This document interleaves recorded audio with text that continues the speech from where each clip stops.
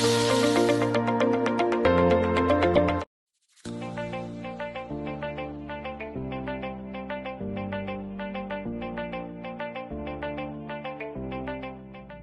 everyone, it's me again, Kring Kring, and welcome to my channel. For today's video, magluluto tayo ng pork steak. If you are interested, please keep on watching. Kailangan nating punasan yung pork para matanggal ang mga excess na water.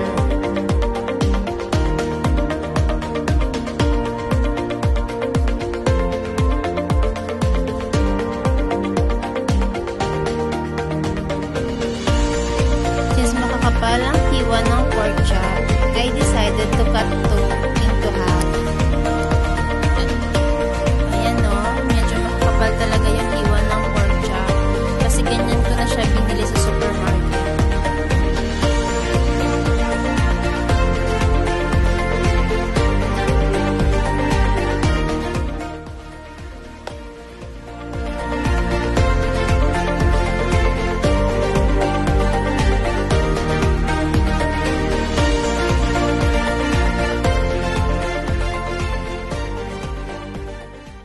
I-set aside muna natin, then mag-prepare na tayo ng marinade.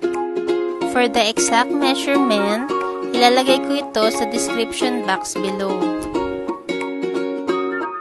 Kung bago ka sa channel ko at interested ka sa mga cooking videos, please subscribe and turn on the notification bell para mas updated ka sa mga next upload videos ko.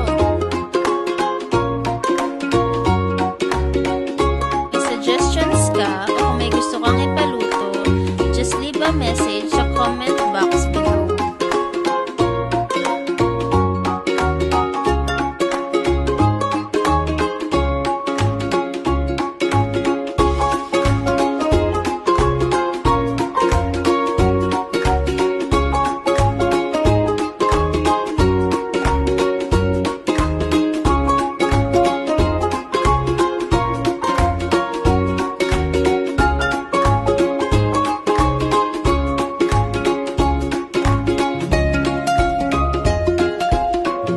Marinate ang pork chop overnight, pero kung kailangan na siyang iluto within the day, at least i-marinate siya for 3 to 4 hours. You can also add additional garlic para sa aroma at pampasarap ng marinade.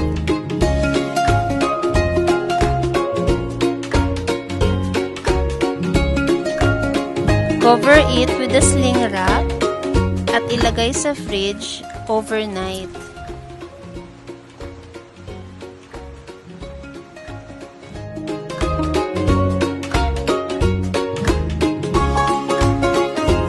Ito na siya the next day.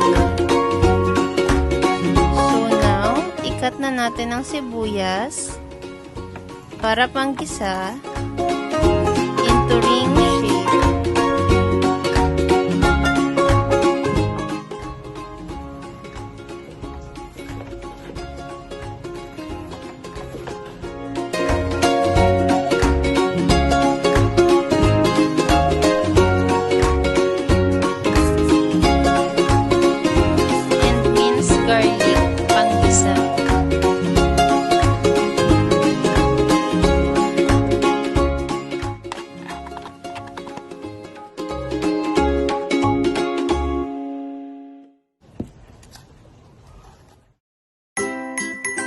So yan, ready for frying na ang mga pork chop.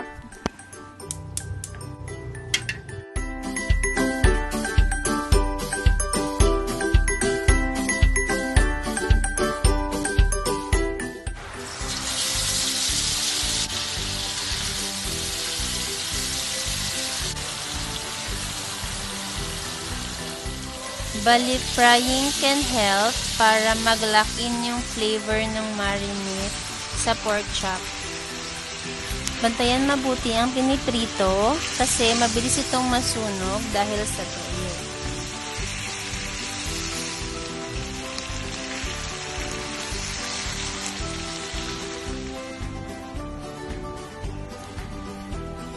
I used the same oil na pinagprituhan ng pork chop kanina.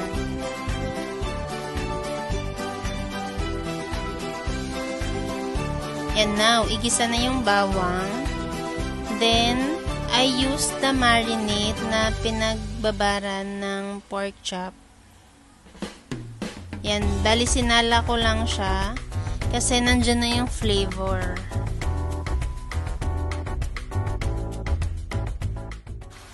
Nagad ako at least 1/4 cup ng tubig.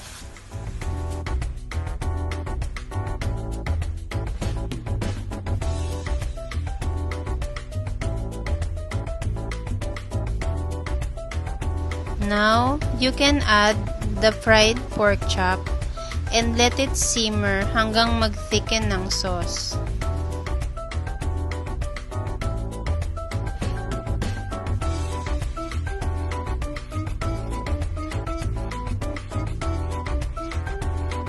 Then add fresh onion rings for toppings.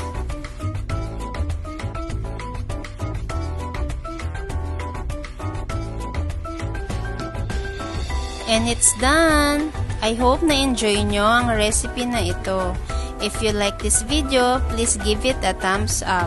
At kung bago kayo sa channel ko, please don't forget to subscribe at i-click ang notification bell para ma-update ka sa mga next cooking videos na i-upload ko.